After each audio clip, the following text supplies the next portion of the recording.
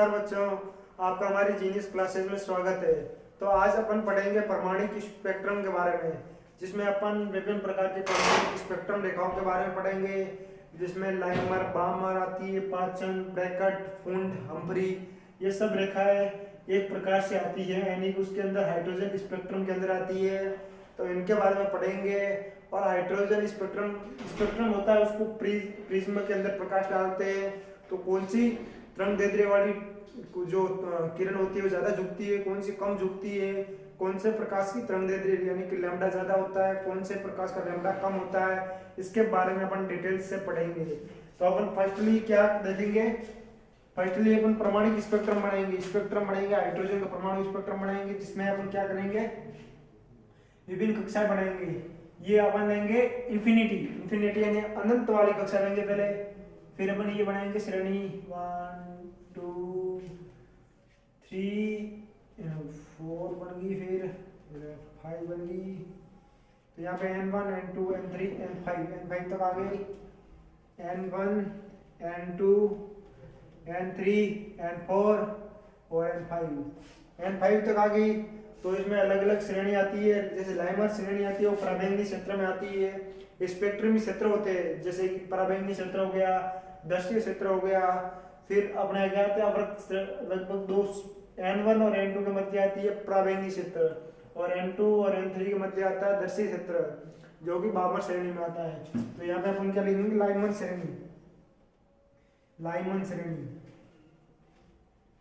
श्रेणी लिखेंगे, जो कि आती है पराबैंगनी क्षेत्र में आती है। किसमें आती है, पराबैंगनी क्षेत्र में आती है लाइमन श्रेणी। फिर इसके बाद आएगी अपनी क्या, बामर श्रेणी आती है दृश्य क्षेत्र में कौन सी आती है, बामर श्रेणी। लाइमर, बामन, ब्रैकेट, फुंड, और लास्ट में आती है हम्फ्री।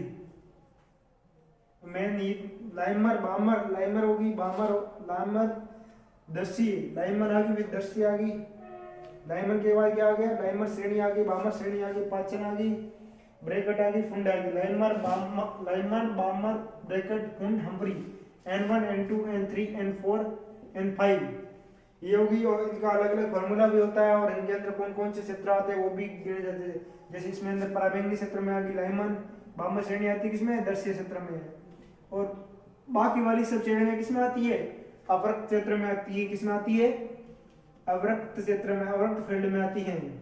तो ये क्या हाइड्रोजन का परमाणु स्पेक्ट्रम है, इसमें कौन सी रेखा है, जैसे मान लो ये n2 से रेखा आती है, n1 बराबर 2 से रेखा आती है, पहली ये रेखा ये आ गई, दूसरी रेखा कहाँ से आएगी, यहाँ से आएगी, दूसरी रेखा यहाँ से आ गई, तीसरी रेखा कहाँ से आएगी, n4 से आएगी, चौथी रेखा कहाँ से आएगी, n5 से आएगी। इस प्रकार से कितनी रेखा आएगी, 4 और 5 रेखा आएगी, लगभग एक अनंत से आएगी, ये 5 रेखा आएगी। ये कौन सी श्रेणी बन गई, लाइमन श्रेणी। तो लाइमन श्रेणी के लिए n1 बराबर कितना होगा, 1। अगर n1 बराबर 1 होता है तो n2 किससे स्टार्ट होगा, सेकंड लाइन से स्टार्ट होगा, यहाँ से। तो लाइमन श्रेणी के लिए n1 बराबर 1 मानेंगे तो n2 बराबर क्या होगा, 2 3 4 5 कितने भी हो सकते हैं। जैसे 2 हो गया, यहाँ से स्टार्ट होगा 2 हो गया, यहाँ से स्टार्ट होगा, ये वाली लाइन होगी तो 3 होगा, ये वाली होगी तो 4 यहाँ पे होगा, तो अनंत भी हो सकता है।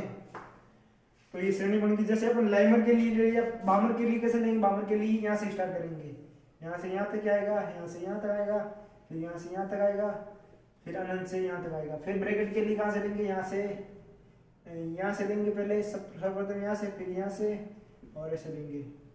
तो ये अलग अलग श्रेणियों के लिए अलग आ गए, लाइमर, बामर, पाचन, ब्रैकेट, फुंड, हम्फ्री। इसमें अलग अलग क्षेत्र आते हैं। मेनली पराबैंगनी क्षेत्र होता है, पराबैंगनी और दृश्य क्षेत्रों को अपन पढ़ते हैं, लेकिन इसके अंदर और भी अवरक्त क्षेत्र के अंदर अपन डिटेल्स से बाद में अगर पढ़ते हैं, अगर केमिस्ट्री में 12th के बाद जो भी एमएससी में, तो उसमें हम्फ्री, अनंत तक इसके अंदर और भी क्षेत्र आते हैं।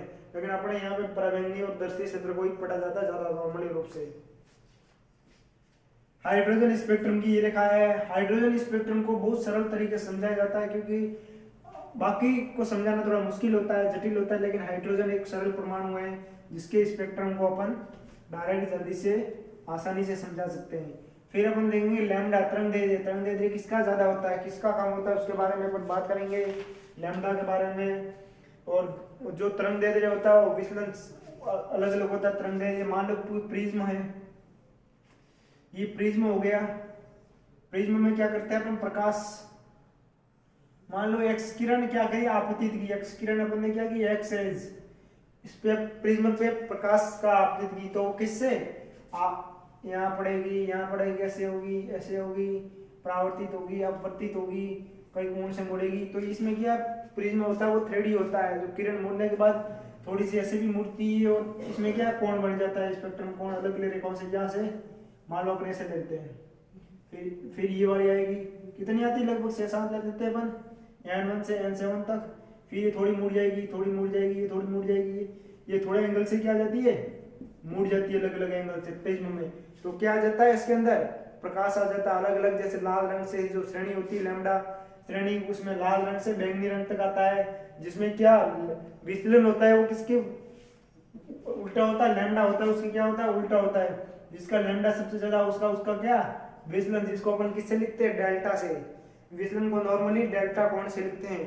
तो डेल्टा होगा उसका क्या होगा, बिल्कुल कम होगा, यानी कि जिस किरण का लैम्डा सबसे ज्यादा होगा वो सबसे कम विचलित होगी। तो ये अपन फिजिकल रूप से, फिजिकल प्रॉपर्टीज से क्या किया, सिद्ध कर सकते हैं।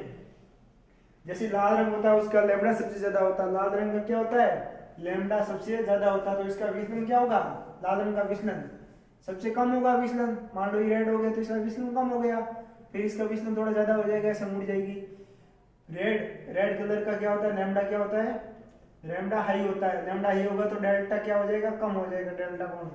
ये अलग अलग कोण भी बनते हैं, यहाँ पे ऐसे आपतित हो गया तो ये क्या बन गया, ये डेल्टा कोण मानते हैं अपन। इसको सिद्ध भी कर सकते हैं, बीसी मान के अलग अलग भुजाओं के कोण बनते हैं, डेल्टा कोण। तो विचलन कोण क्या हो गया, कम हो गया लैम्डा का। फिर अपन बैंगनी लेते हैं जिसका क्या होता है, लैम्डा सबसे कम होता है, तो इसका विचलन क्या हो गया, सबसे ज्यादा हो गया, यानी कि जिसका लैम्डा ज्यादा होगा उसका क्या होगा, विचलन कम होगा। यानी कि दोनों एक दूसरे के क्या है, व्युत्क्रमानुपाती, लैम्डा और डेल्टा कोण, यानी कि विचलन कोण, जिसको अपन प्रिज्म के माध्यम से सिद्ध करते हैं। प्रिज्म एक प्रकार का 3D मॉडल होता है, जिसको अपन प्रिज्म के अंदर कोई भी एक्स किरण को आपतित करवाया जाता है तो कोण से मुड़ जाती है, और ज्यादातर सब सफेद को प्रदर्शित करती है, ज्यादातर किरणें किसको, सफेद रंग होता है, जो बैंगनी से लेकर रेड तक की किरणों को प्रदर्शित करता है। इसमें अलग अलग कलर आते हैं, जैसे कि मैं मान लो पहले लेते हैं ऊपर रेड, फिर इसमें क्या आता है, ब्लू, रेड, व्हाइट, आगे कलर आता है, सबसे नीचे क्या आ जाएगा, बैंगनी कलर आ जाएगा, ऊपर आ गया रेड का क्या होता है, लैम्डा सबसे ज्यादा होता है, और बैंगनी का लैम्डा क्या होता है, कम होता है। लैम्डा ज्यादा होगा तो डेल्टा क्या हो जाएगा, कम हो जाएगा, इसमें डेल्टा क्या हो जाएगा, ज्यादा हो जाएगा। ये फॉर्मूला, इसके अंदर कई सारे 7 कलर होते हैं। इंद्रधनुष में कितने कलर होते हैं, नॉर्मली 7 रंग, लेकिन वो अलग अलग इसलिए देखते हैं क्योंकि क्या होता है, प्रकीर्ण प्रभाव, प्रकीर्ण के कारण अपन को अलग अलग रंग दिखा, लेकिन नॉर्मली रंग क्या होता है, सफेद ही होता है। सफेद रंगों के मिश्रण से सब कुछ मिलकर बने होते हैं। सतत स्पेक्ट्रम बनता है जब एक रंग दूसरे रंग के अंदर मिलकर बना होता है, तो उसको अपन सतत स्पेक्ट्रम कहते हैं, यानी कि सतत रूप से बना हुआ स्पेक्ट्रम कहते हैं। सतत इसलिए कहते हैं कि बैंगनी रंग नीले रंग में मिल जाता है और नीला रंग हरे रंग में मिल जाता है, बैंगनी रंग नीले रंग में, नीला रंग हरे रंग में, और उनके रंगों से जो मिश्रण बनता है, जो इंद्रधनुष में अपन को अलग अलग कलर दिखाई देते हैं। इंद्रधनुषी जो कि प्रकाश की कौन सी है, प्रकाश की प्रकीर्ण प्रभाव के कारण होता है। विद्युत सम्मुखीय विकिरण द्रव्य के साथ अनन्य क्रिया करता है और ऊर्जा का क्या करता है, अवशोषण करता है। किसके साथ विद्युत सम्मुखीय विकिरण होते हैं, वह दृश्य प्रकाश में आते हैं, ज्यादातर किस में आते हैं, दृश्य प्रकाश में। अपन अध्ययन करते हैं उसको दृश्य प्रकाश में ही करते हैं ज्यादातर, जो कि N2 और N3 श्रेणी के मध्य आते हैं, यानी कि N बराबर क्या होता है, N2 और N3 की श्रेणी आती है, N1 से स्टार्ट होती है, तो N2 और N3 के मध्य दृश्य प्रकाश होता है। पहले कौन सा आता है, परावैंगी प्रकाश, तो इसका अपन अध्ययन करेंगे। फिर अपन पढ़ेंगे ऊर्जा का अवशोषण, स्पेक्ट्रम में अवशोषण होता है और उत्सर्जन होता है, यानी कि जो किरण को आपतित करवाया जाता है उसका कई सारी ऐसी किरणें होती है जिसका अवशोषण होता है, और कई सारी किरणें उनका क्या होता है, उत्सर्जन भी होता है। तो इसको अपन पढ़ेंगे, एनसीईआरटी में लिखा हुआ है। उत्सर्जन या अवशोषण स्पेक्ट्रम के अध्ययन को स्पेक्ट्रोमेट्री कहते हैं, जो कि एक प्रकार की क्या साइंटिफिक लाइन है। तथा दृश्य प्रकाश, इसमें फोटोग्राफी प्लेटें भी दर्शाई गई कई सारी, जिसपे क्या प्रकाश का क्या करे, प्रिज्म होता है, प्रिज्म कोण पे विभिन्न प्रकार के प्रकाशों का अपन क्या करते हैं, प्रकाश को आपतित करवाया जाता है। लाल से बैंगनी रंग की सभी तरंगदैर्ध्य उपस्थित होती है, किसमें उपस्थित होती है? दर्शक प्रकाश में। लाल रंग से यानी कि रेड से वॉयलेट यानी बैंगनी, सभी प्रकार की तरंगदैर्ध्य होती है वो दर्शक क्षेत्र में उपस्थित होती है, इसलिए अपन दर्शक क्षेत्र को बहुत ज्यादा समझते हैं।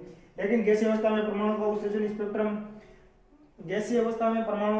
स्पेक्ट्रम होता है वो ये प्रदर्शित नहीं करता, यानी कि पराबैंगनी किरणों यानी कि रेड से वॉयलेट तक को प्रदर्शित नहीं करता, क्योंकि वो अवस्था कौन सी होती है? गैसीय अवस्था, जिसमें सतत स्पेक्ट्रम नहीं बनता।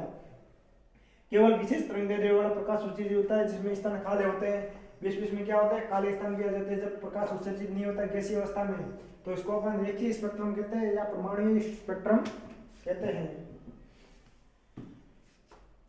फिर हीलियम की उपस्थिति भी स्पेक्ट्रमिंग विधि द्वारा ज्ञात की गई। सूर्य में यानी सनलाइट में किसकी उपस्थिति? हीलियम की उपस्थिति। सूर्य अपन से बहुत ज्यादा दूर है, यानी कि ये होगी अर्थ, और ये क्या हो गया? सन। तो इसके मध्य क्या होती है? बहुत वर्ष होते हैं, जिसको अपन प्रकाश वर्ष में मापते हैं। जैसे बड़ी बड़ी दूरियों को अपन फिजिकली रूप मतलब इस प्रैक्टिकल रूप से मापते हैं, तो इसमें प्रकाश वर्ष एक मात्रक आता है। प्रकाश वर्ष कई किलोमीटरों का क्या होता है? गुणन होता है, यानी कि प्रकाश वर्ष जो दूर दूर के ग्रह होता है, उपग्रह होते हैं, जैसे चंद्रमा और इसके मध्य पृथ्वी के मध्य की दूरी, सूर्य और पृथ्वी के मध्य की दूरी को अपन प्रकाश वर्ष लाइट ईयर के अंदर मापा जाता है, क्योंकि इनकी दूरी क्या होती है? बहुत ज्यादा होती है।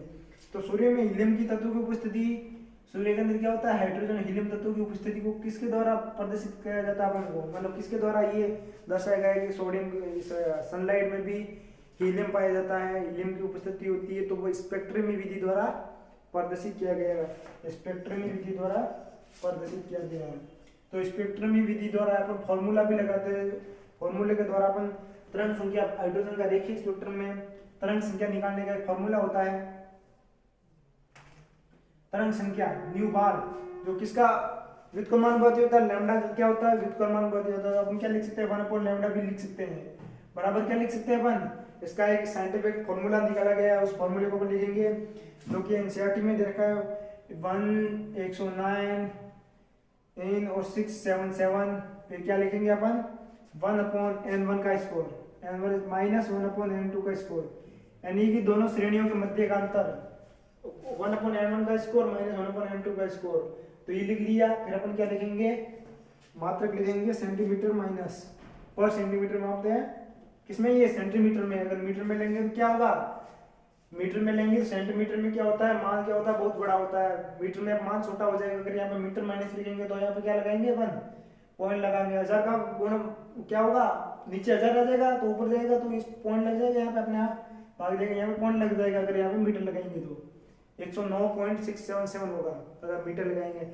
लेकिन फॉर्मूला ये प्रदर्शित होगा, न्यू बार बराबर 1/λ बराबर 109, अगर पॉइंट लगाते तो 0.677 upon 1/n1 score minus 1/n2 का स्कोर। इस फॉर्मूले से अपन तरंग संख्या, लैम्डा, आवर्ती, किसी भी कोई भी फॉर्मूले को बराबर